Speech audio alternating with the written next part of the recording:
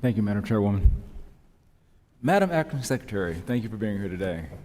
I'm sure that these proceedings are a bit exhausting. I was a pilot in the Army, and I remember my oral examinations. I appreciate you being here.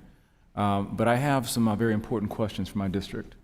Franchising is one of the surest ways for Americans to achieve the American dream.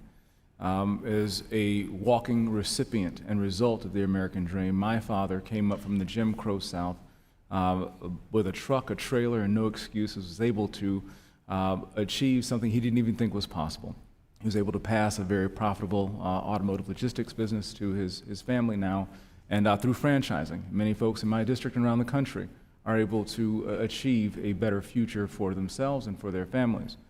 But there's growing concern that one of my new neighbors in Shelby Township, a franchise owner, based upon what she's hearing, it appears that joint employer policies coming from the DOL and the Biden administration as a whole will disrupt not just her business model, but the franchising business model. That pathway to prosperity for so many Americans will be disrupted. She asked me to tell you and relay to the Biden administration that she has the right to fully own and run her business. She has mortgaged and sacrificed for it, and she needs your help in protecting that American dream. Those policies run contrary to that.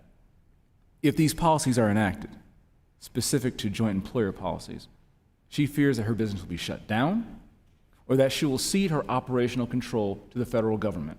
And we all understand exactly what ceding business and the modes of production to federal government means.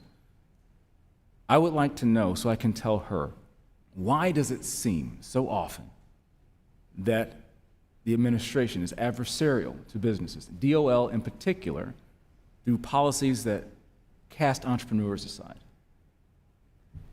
Congressman, thank you so much for that question. I think you can tell her that for me, my family also owned a franchisee business. My parents went from, my dad flipped burgers as a new immigrant. He exchanged coins in a casino when that was actually still a job to do, right? Bills for coins. My mom worked temp jobs. My parents owned a franchisee business too, and just as you described, it helped them to move from insecurity to security. It was the reason why my parents were able to pay for both my sister and me to go to college. So That's I wonderful. believe in So given your background, your personal family experience, you agree that franchise owners are small businesses? Yeah, absolutely, they can be. I mean, many of them are, yes. Outstanding.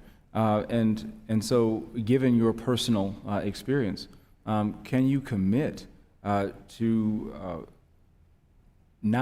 no more additional rulemaking on joint employment? Thank you, Congressman. I really appreciate the opportunity to have a discussion about these issues, because sometimes I think we talk past each other about things. I do not have, there is no rule about joint employer on the Department of Labor's agenda at all. So that's a commitment to no additional rulemaking on joint employment. There's nothing on our agenda to do a joint employer rule. But things change. Things change. Can I have your commitment, given your family's background and your personal experience and the fact that small business owners are the pathway to the American dream? Can I have your commitment today? You have my commitment to continue to work closely with small businesses to make sure that what we are doing honors their struggle, honors their work. I'm not answering that question directly only because I think whatever we do, it's inappropriate for me to say with certainty. There are lots of things that Well, I think a commitment to the American dream is worthy of a direct answer. Given your family's experience, just the additional rulemaking, if I can take that back to her, further commitment. You've already said that it's not on the agenda. If we can continue that forward, that would be great for folks, entrepreneurs, and franchisees all over the country who are depending on this business model to succeed. I mean, Congressman, let me say it this way. I do not have plans to do that.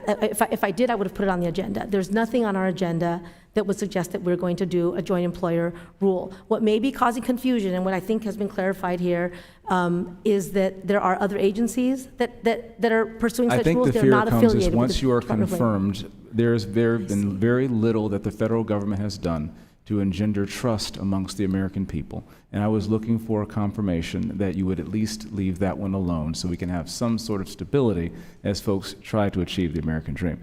It looks like we do not have that commitment. We'll have to circle back later. Thank you for your time, Madam Acting Secretary.